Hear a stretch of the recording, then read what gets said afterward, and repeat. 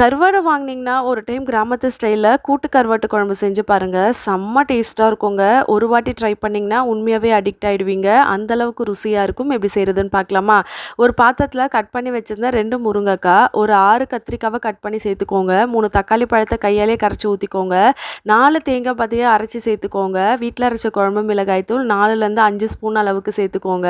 கூடவே இந்த குழம்புக்கு ஏத்த மாதிரி உப்பு, லெமன் சைஸ் அளவுக்கு புளிய ஊற வச்சு கரைச்சு சேர்த்துக்கோங்க.